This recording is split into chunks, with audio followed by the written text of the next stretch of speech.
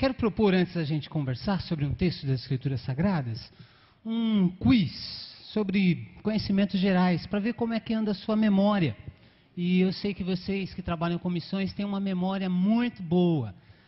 Quem acertar qualquer uma dessas questões, amanhã no encerramento, pode procurar o Libério e a irmã Harumi. Vocês vão ganhar uma caixa de bombom para cada pergunta respondida acertadamente, tá bom? Ok? Beleza? Primeira pergunta, preste atenção e olhe para mim. Quem foi o primeiro professor de escola bíblica dominical do missionário Hudson Taylor? Quem foi o primeiro professor de escola bíblica dominical do missionário Hudson Taylor? Uma, dou-lhe duas, dou-lhe três, ninguém. Segunda pergunta, fácil. Quem ensinou latim e as primeiras noções de teologia para o Martinho Lutero?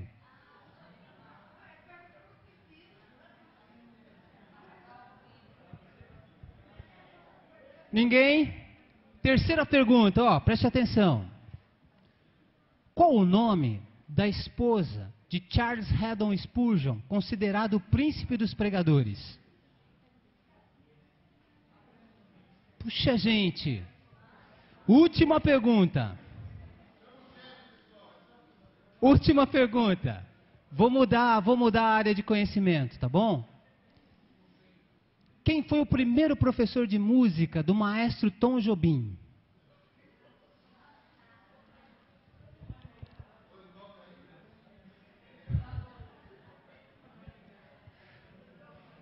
O que eu quero propor com essas 4 questões? Nós não conhecemos ou não lembramos, a maioria de nós aqui penso que nós não sabemos, nós não conhecemos quem foram essas pessoas, essas 4 pessoas que nós propomos aqui. Talvez essas 4 pessoas jamais ganharam um reconhecimento, talvez essas 4 pessoas jamais ganharam um elogio público.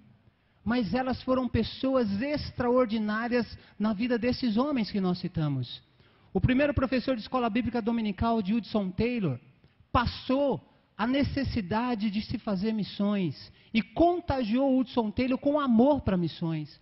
A esposa do Charles Spurgeon, considerado o melhor pregador de todos os tempos, Spurgeon era um sujeito extremamente depressivo.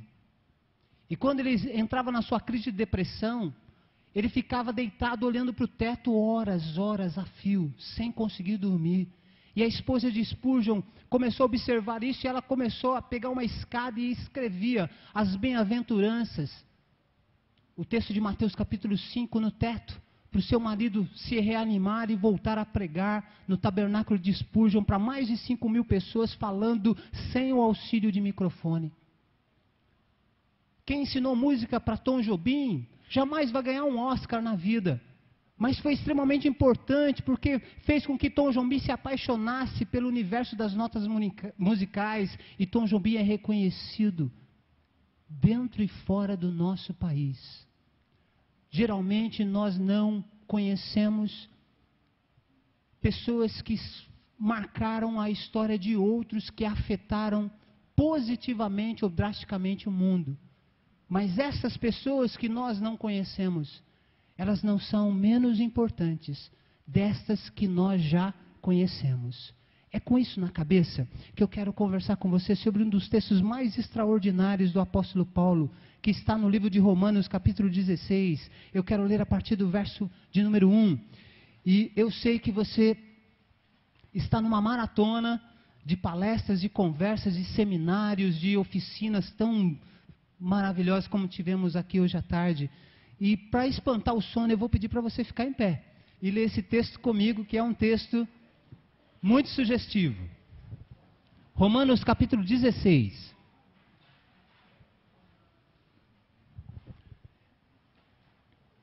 Eu vou engatar a quinta marcha e vou ler a partir do verso 1. Romanos capítulo 16, a partir do verso de número 1. Recomendo-lhes nossa irmã Febe, serva da igreja em Cencreia. Eu peço que a recebam no Senhor de maneira digna dos santos e lhe prestem a ajuda de que venha necessitar, pois tem sido de grande auxílio para muita gente, inclusive para mim. Saúdem Priscila e Áquila, meus colaboradores em Cristo Jesus, arriscaram a vida por mim. Eu sou grato a eles, não apenas eu, mas todas as igrejas dos gentios. Saúdem também a igreja que se reúne na casa deles. Saúdem o meu amado irmão Epêneto, que foi o primeiro convertido a Cristo na província da Ásia. Saúdem Maria, que trabalhou arduamente por vocês. Saúdem Andrônico e Júnias, meus parentes, que estiveram na prisão comigo, são notáveis entre os apóstolos e estavam em Cristo antes de mim. Saúdem Amplíato, meu amado irmão no Senhor. Saúdem Urbano, nosso cooperador em Cristo, e meu amado irmão Estaques. Saúdem Apéres, aprovado em Cristo. Saúdem os que pertencem à casa de Aristóbulo. Saúdem Herodião, meu parente. Saúdem os da casa de Narciso, que estão no Senhor. Saúdem Trifena e Trifosa, mulheres que trabalham arduamente no Senhor. Saúdem a amada Peste, outra que trabalhou arduamente no Senhor. Saúdem Rufo, eleito no Senhor, e sua mãe, que tem sido mãe também para mim. Saúdem Assíncrito, Flegonte, Hermes, Pátrobas, Hermas e os irmãos que estão com eles. Saúdem Filólogo, Júlia, Nereu e sua irmã, e também Olimpas e todos os santos que estão com eles. Saúdem uns aos outros com um beijo santo. Todas as igrejas de Cristo enviam-lhes saudações. Vamos orar? Quero conversar com você sobre esse tema rapidamente, como se tornar uma pessoa útil nas mãos de Deus. Vamos orar? Pai querido, abençoe a tua preciosa palavra que foi lida agora, Pai, e que através do teu Espírito a tua palavra possa ser aplicada nas nossas vidas, ó Deus, e descobramos como podemos viver uma vida útil nas tuas mãos e para a glória do Senhor. Obrigado por esse acampamento, obrigado por todos os promotores de missões que estão aqui, pelos nossos missionários queridos que estão conosco, por esse grupo apaixonado por missões. O Senhor os trouxe neste acampamento, ó Pai, para trabalhar na vida deles, porque aquilo que é bom pode ser melhor, porque aquilo que já é feito com muita eficácia pode ser feito com mais eficácia ainda. Por isso, reconhecendo a necessidade que nós temos de excelência, reconhecendo a necessidade que nós temos de te servir de maneira ainda mais preciosa, pedimos humildemente, fale aos nossos corações nesta tarde. É o nosso desejo, Pai, é também a nossa oração. Nós a fazemos com humildade, no doce, santo, bendito e precioso nome de Jesus. Amém, amém, amém. Pode sentar. Mantenha a sua Bíblia aberta nesse texto. O apóstolo Paulo é uma daquelas pessoas que Deus usou para transmitir a sua palavra de maneira exponencial. Nós temos um chavão em missões que diz que Deus não escolhe os capacitados, mas capacita os escolhidos. Isso não é verdade quando o assunto é o apóstolo Paulo. O apóstolo Paulo é um sujeito extremamente competente. Ele é bom naquilo que ele faz. Ele é inteligente, ele é arguto, ele é astuto, ele é esperto, ele é sábio. Ele tem uma capacidade de raciocínio que é algo extraordinário. Deus o chama, Deus o escolhe e o capacita ainda mais para que ele possa ser uma bênção na vida da igreja. Tudo o que nós temos de teologia, em que a gente constrói, a maneira como a gente lida com muitas questões doutrinárias, nós devemos ao apóstolo Paulo. Ele escreveu 13 cartas. Dessas 13 cartas que o apóstolo Paulo escreve, nós temos praticamente 90% daquilo que nós assumimos como doutrinas relevantes e importantes do cristianismo. Alguns brigam, dizendo que a carta mais importante do apóstolo Paulo teria sido a de Efésios. Uma boa parte briga com essa turma porque diz que é Romanos. Não vou entrar nesse mérito, mas penso que Romanos é uma das cartas principais do apóstolo Paulo. Tudo que a gente tem de doutrina em termos de pilares da fé está em Romanos. Romanos capítulo 2 e 3 vai falar sobre a doutrina do pecado, Romanos 4, justificação, vai falar de eleição, várias doutrinas importantes. Mas me chama a atenção que essa carta que é importante do apóstolo Paulo, ele vai terminar no capítulo 16, e ele vai terminar escrevendo 27 versículos. E em 27 versículos, ele vai citar 33 nomes. O apóstolo Paulo, escreve, na minha humilde opinião, é a minha opinião, você pode discordar, mas a carta mais importante, em termos de conteúdo doutrinário para nós, para a fé cristã, é a carta de Romanos. E ele vai terminar a carta de Romanos, chamada da pepita de ouro dos escritos paulinos, ele vai terminar escrevendo 27 versículos para citar o nome, nominalmente, ele vai citar nominalmente o nome de 33 pessoas. Não, se você pensa que Romanos capítulo 16 é um texto que foi escrito para você ter nomes bem exóticos para você colocar no seu filho, ou para sugerir para que se coloque no seu neto, aí nós temos algumas sugestões bacanas: Trifena e Trifosa, Aristóbulo, Herodião, Assínclito. O que eu mais gosto é o Pátrobras, porque você pode chamar de Trobinha, que fica um negócio bem bacaninha, bem bacana. Você está enganado se você pensa que Romanos capítulo 16 foi escrito para ser um tratado de nomes exóticos, para a gente observar e dizer assim: bom, esse aqui eu nunca posso colocar no meu filho, ou esse aqui é bom para colocar. Não, Deus não tinha esta intenção, e o apóstolo Paulo também não. O apóstolo Paulo vai terminar a carta de Romanos, e ele vai usar o capítulo 16 para agradecer, para enaltecer, para reconhecer o trabalho de gente que foi bênção na sua vida, que o ajudou no seu ministério, que trabalhou com ele na proclamação do Evangelho, que o ajudou nos momentos mais importantes da sua vida. O apóstolo Paulo vai terminar a carta de Romanos para agradecer nominalmente a 33 pessoas que deveriam ganhar o Oscar na categoria Vidas Incríveis, na categoria Vida que Faz, gente que faz, porque essas pessoas foram usadas por Deus de maneira extraordinária para abençoar a vida do apóstolo Paulo e, por tabela, para abençoar o reino de Deus. Nesse texto, dentre os 33 nomes, nós vamos encontrar gente conhecida nossa. Vai falar de Priscila e Áquila, vai falar de Timóteo, no verso 21. Esses são os mais conhecidos. Mas em Romanos 16, nós vamos ter acesso a pessoas que nós só lemos o nome dessas pessoas somente nesse texto.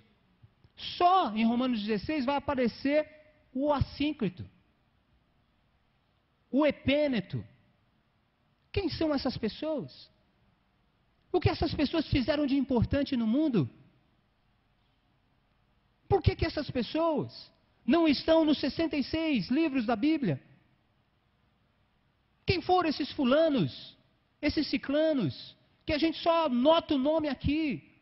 Essas pessoas foram pessoas tremendamente úteis nas mãos de Deus, e que construíram uma história que o Senhor do Universo conhece, aprova, e esses nomes, para nós, podem nos servir muito hoje à tarde, como uma fonte de inspiração, para a gente viver uma vida útil nas mãos de Deus. 3 recomendações me saltam aos olhos nesse texto de Romanos, e são recomendações que nos ajudam a viver uma vida com mais utilidade nas mãos de Deus. Primeira recomendação: se você quiser viver uma vida útil nas mãos de Deus, não se inferiorize, seja útil, mesmo ocupando uma posição secundária. Saudai a Apeles, ou Apeles melhor, aprovado em Cristo. Eu poderia citar Assínclito, eu poderia citar o Amplíato, eu poderia citar nomes estranhos que você está ouvindo pela primeira vez, quem sabe nesta pregação, mas eu vou ficar com este daqui. Não se inferiorize, seja útil mesmo ocupando uma posição secundária. O apóstolo Paulo cita o nome de pessoas famosas, Priscila, Áquila, Timóteo, mas ele vai citar nomes de pessoas que não ocuparam a linha de frente na batalha cristã, mas que igualmente, mesmo não ocupando uma posição principal, foram pessoas extremamente úteis na sua caminhada com Deus. Preste atenção e olhe para mim. Às vezes nós sabemos o nome dos missionários que as nossas igrejas adotam, mas as igrejas não sabem o nome do promotor de missões da sua própria igreja. Às vezes nós sabemos que o pastor principal da maior igreja batista do estado de São Paulo, ele tem um nome, mas nós não sabemos. As pessoas que trabalham com esse pastor e que fazem com que o ministério deste pastor seja abençoado e ganhe projeção. Essas pessoas que a gente não sabe o nome, são pessoas extremamente úteis na vida daqueles em quem a grande mídia sabe o nome, que aparece, e são muitas vezes responsáveis por um trabalho de bastidores que traz uma projeção para o ministério, para a igreja e para esse grupo de lideranças.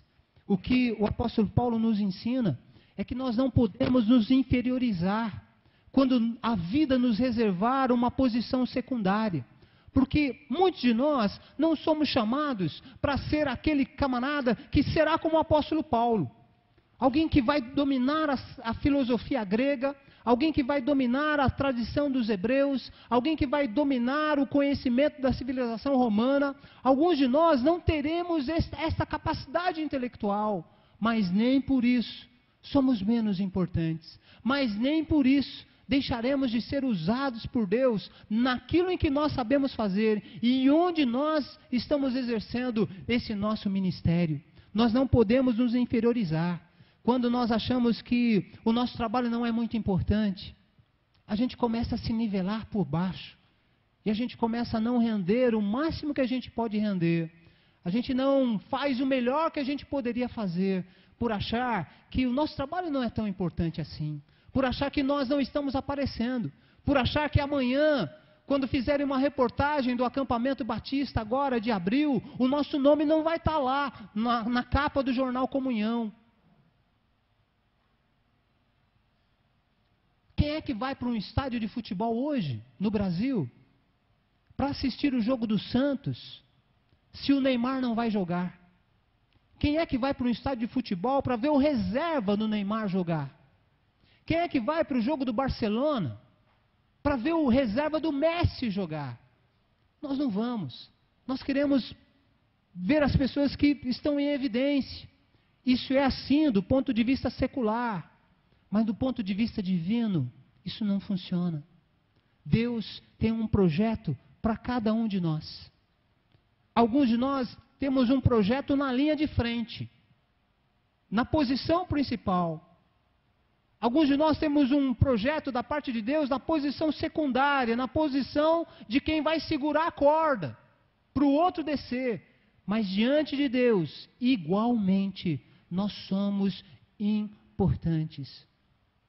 O galardão do Hudson Taylor não será maior que o galardão do seu professor de escola bíblica dominical, que nunca esteve num campo missionário, mas que tinha um coração abrasado e apaixonado pela obra de missões.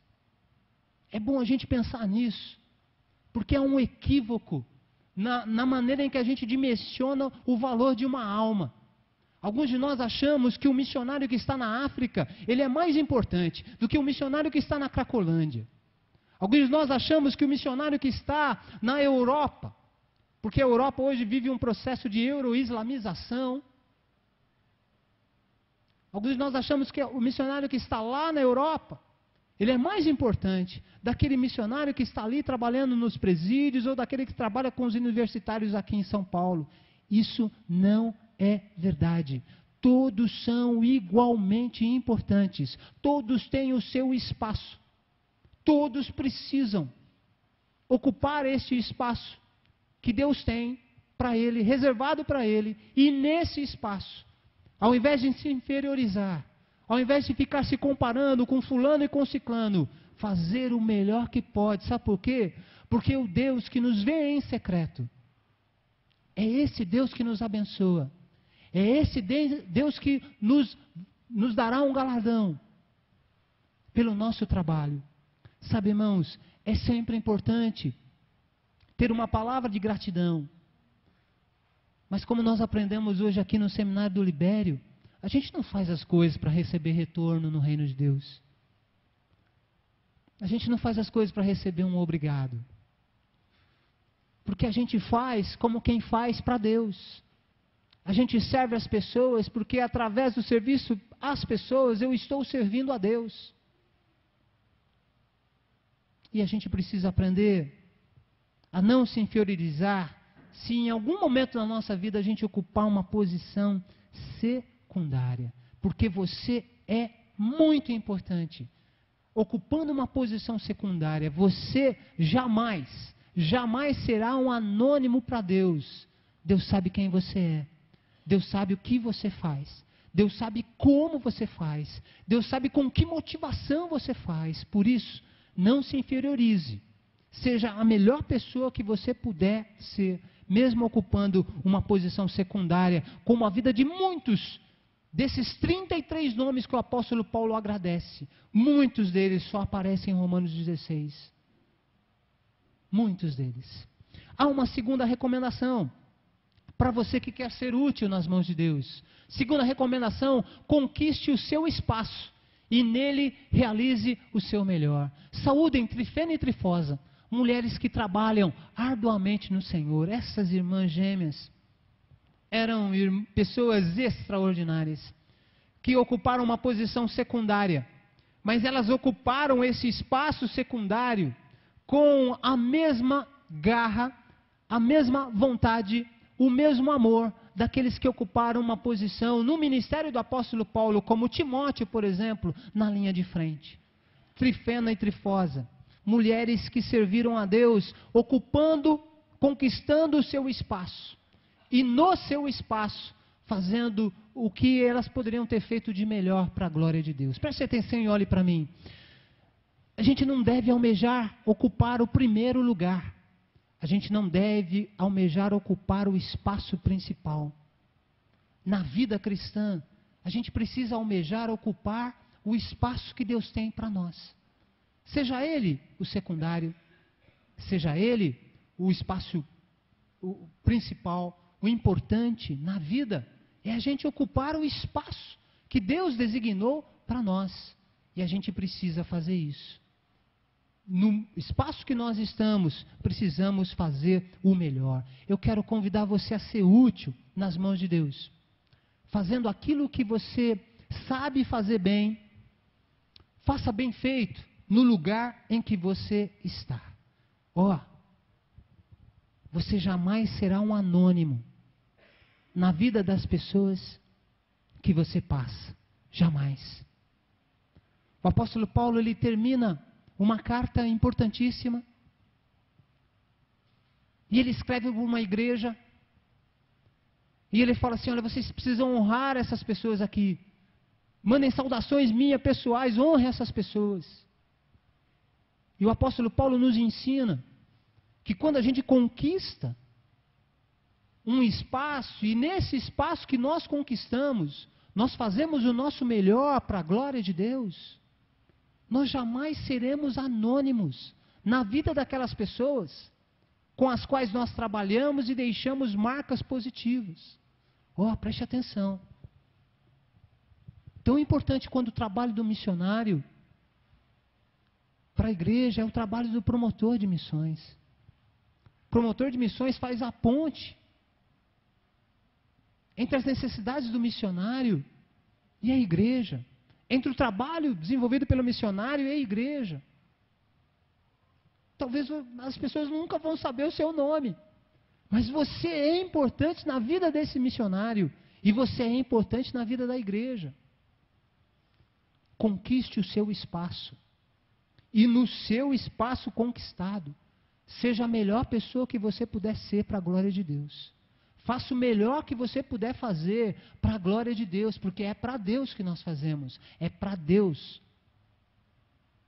a quem oferecemos o nosso trabalho. Eu não trabalho para um pastor, eu não trabalho para o líder da igreja, eu trabalho para Deus. E é esta consciência que deve nos mover a fazer o melhor que a gente puder fazer no espaço em que nós estamos ocupando. Se alguém disser para você que você nunca fez nada de importante, não acredite, porque o mais importante já foi feito. Você. Você é bênção nas mãos de Deus. Finalmente, terceira recomendação para aqueles que desejam ser úteis nas mãos de Deus: tenha um coração sempre grato a quem te ajudou e ajuda. Tenha um coração sempre grato a quem te ajudou e ajuda. Saúdem Priscila e Áquila, meus colaboradores em Cristo. Eles arriscaram a vida por mim. Eu sou grato a eles. Apóstolo Paulo é esse homem competente que eu falei para vocês.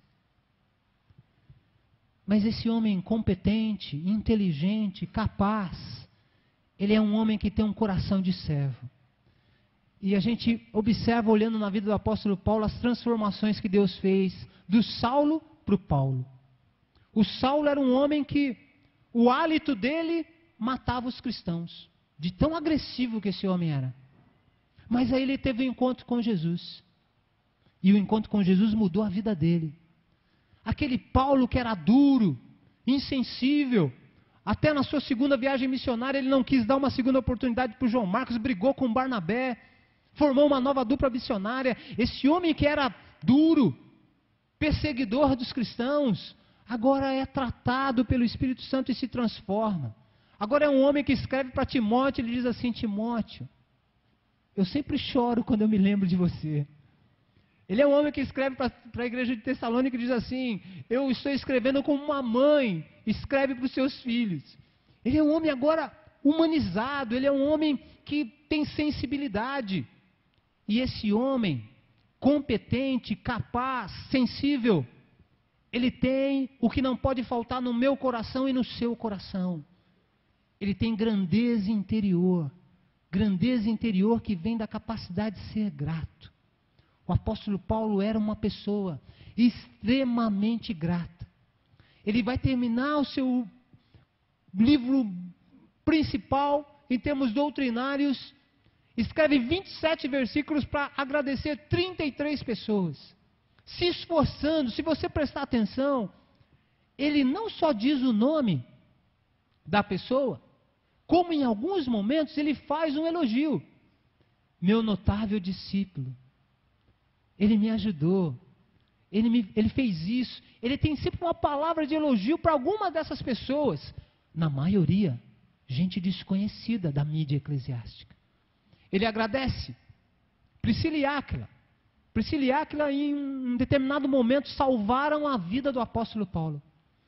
Arriscaram a vida, colocaram a própria vida em risco para salvar a vida do apóstolo Paulo. E o apóstolo Paulo é grato. E ele expressa a sua gratidão. O apóstolo Paulo é um sujeito que não é daqueles que nós às vezes conhecemos, que quando sobem na vida, que quando consegue subir uns 3, uns 4 degraus na escada do sucesso, eles viram a cara para os outros. Ele não fala mais com ninguém. Conhece gente assim? Tem um bocado. Tem um bocado. Tem desde pastor a missionário, a líderes denominacionais, até promotor de missões, sabia? Não, agora eu sou promotor de missões, não posso falar com você não, você tem que marcar horário com a minha agenda, daqui a 3 semanas eu vou te atender. Tem uns caras que, meu Deus, nenhum de vocês são todas exceções, tá? Mas tem um pessoal que quando começa a aparecer, começa a esquecer. Esquece quem lhe ajudou, quem lhe abençoou. O apóstolo Paulo não é desse jeito. Ele vai lembrar no verso 13 da mãe de Rufo. Olha o que ele diz: saúdem Rufo, eleito no Senhor, e a sua mãe, que tem sido mãe também para mim. Em algum momento na vida do apóstolo Paulo, ele precisou de uma mãe. Muito possivelmente a sua mãe deveria estar morta já. A mãe de Rufo se fez mãe para o apóstolo Paulo. E ele demonstra a sua gratidão reconhecendo isso.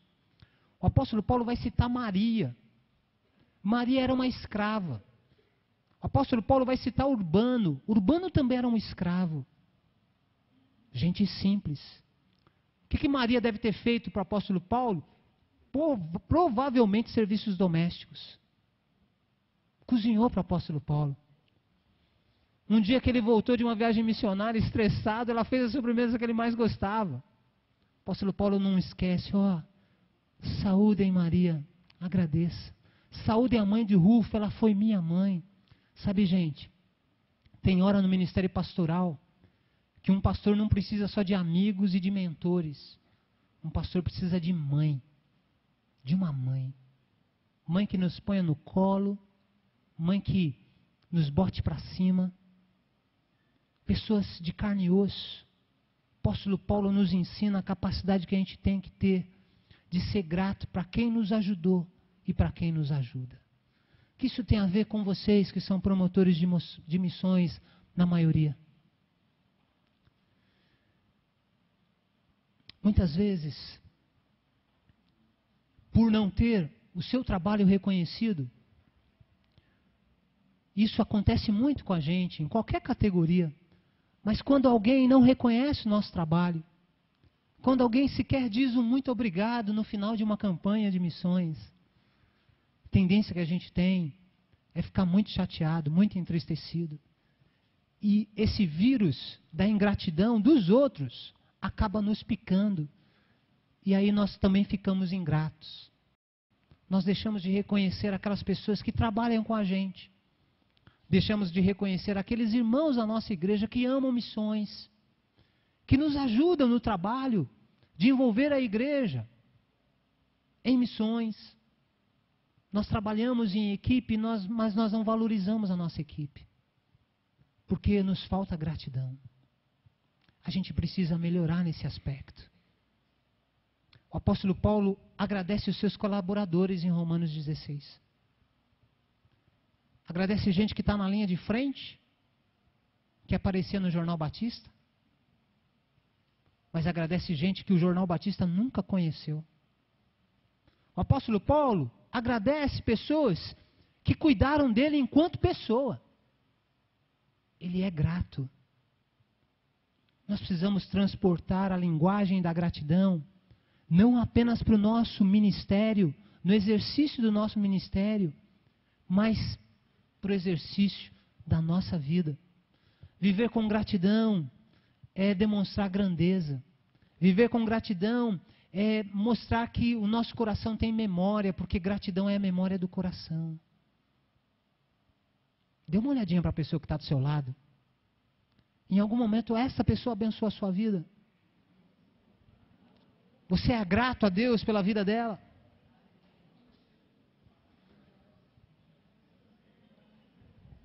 Como é que eu termino essa palavra? Preste atenção e olhe para mim. Como é que eu termino essa palavra de hoje? Termino fazendo um desafio para você. Desafio de você continuar sendo útil nas mãos de Deus. Eu quero reconhecer, enaltecer e agradecer a Deus pela vida de todos os promotores de missões do estado de São Paulo.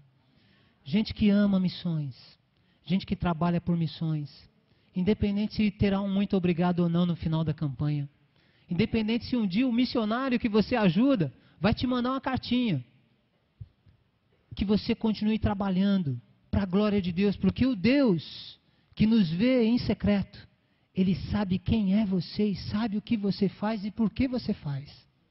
Faça o melhor que você puder. Não se inferiorize, porque você não é conhecido, porque você seja quem você é, para a glória de Deus. Porque quando eu entrei no seminário, o paradigma do seminário é o seguinte: todo mundo tem que ser o Ed Renekiewicz. Pô, ele era meu sonho de consumo. Aí um dia eu falei, rapaz, não está certo esse negócio não, meu raciocínio não consigo abarcar não, rapaz. Aí Deus começou a falar comigo, filhão, eu só chamei um Ed Renekiewicz porque eu só quero um Ed. Mas eu posso usar um Nino da vida aí também do seu jeitão. Porque cada um tem a sua importância e o seu valor. Não queira ser uma outra pessoa, seja você, porque eu chamei você. Para você ser você. abençoado pelo Espírito Santo de Deus e conduzido pelo Espírito Santo de Deus para fazer alguma coisa relevante no reino de Deus. Não se compare com Ciclano e Beltrano, não se inferiorize, conquiste o seu espaço e nele exerça o seu melhor. Mas acima de tudo, um cristão não pode ser ingrato. Ingratidão não combina com um cristão que foi alcançado pela graça, de graça. O cristão é o povo da gratidão. Seja grato a Deus e às pessoas. Verbalize o quanto as pessoas são importantes para você no seu ministério, mas na sua caminhada existencial. E eu termino falando da tragédia da Boate Kiss, em que nós vimos as vidas de tantos jovens universitários sendo ceifadas prematuramente.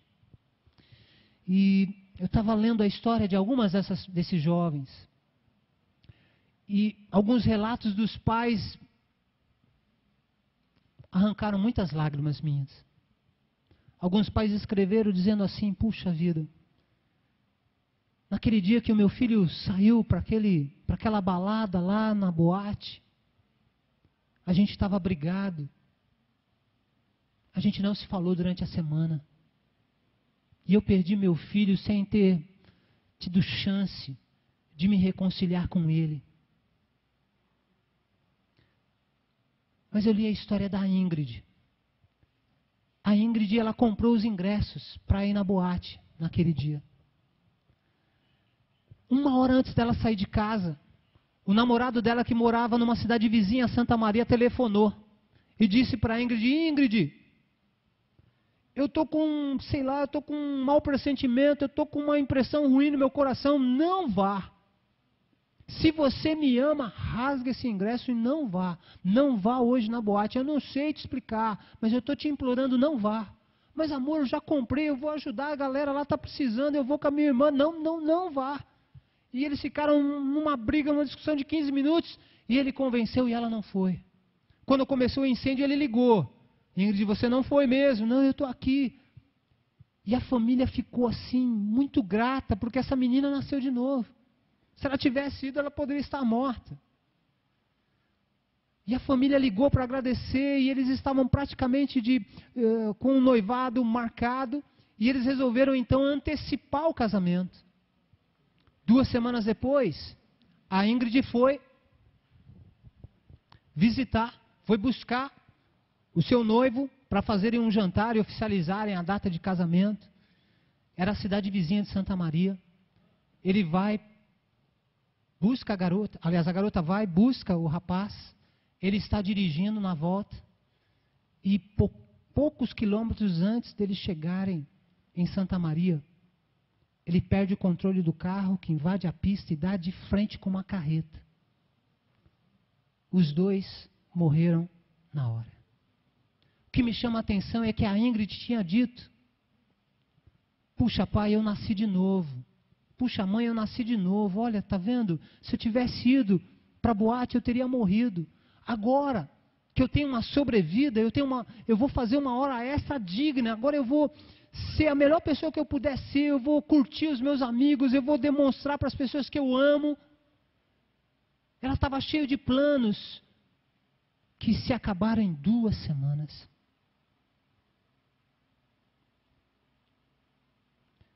A vida é curta para ser pequena. A vida é curta em termos de extensão, de duração. Ela é breve, ela passa velozmente. Por isso ela não pode ser pequena em termos de conteúdo, relevância, significado. A gente só vive com relevância, conteúdo e significado quando a gente vive uma vida útil a Deus.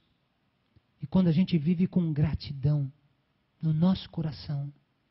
Gratidão para as pessoas que nos cercam, que trabalham com a gente.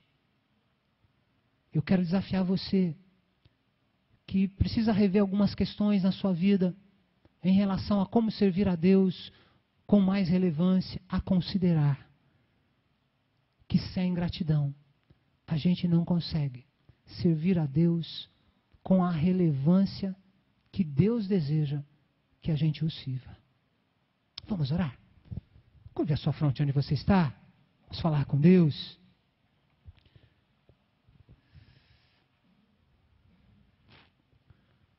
Você está perto de alguém que você é muito grato a Deus pela vida dela? Você pode dizer isso no ouvido antes da oração agora? Diga assim: você é importante para mim.